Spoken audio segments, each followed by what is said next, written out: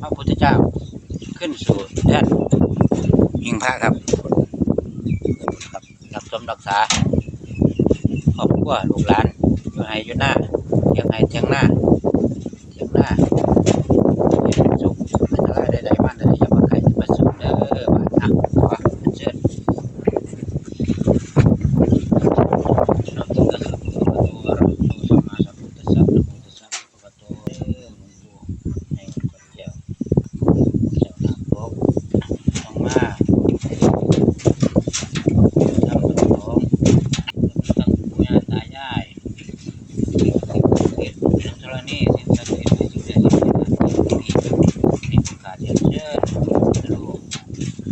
ศักดิ์สิทธิ์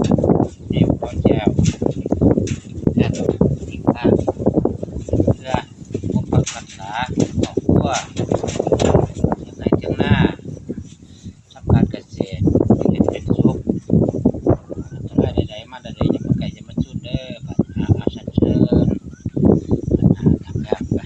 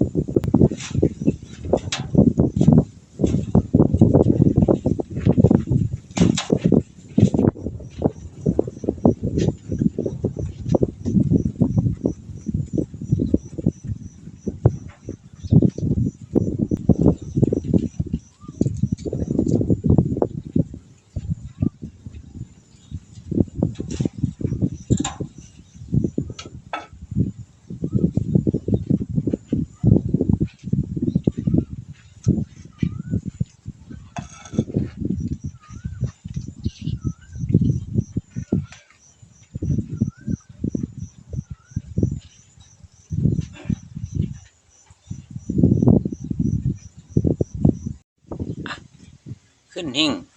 เรียบร้อยแล้วอัญเชิญขึ้นหิ้งพระเรียบร้อยแล้วครับนี่ครับหลวงปู่ใหญ่วัดกวาดแก้วพระหน้าปกหลวงปู่ทองมาสมเด็จ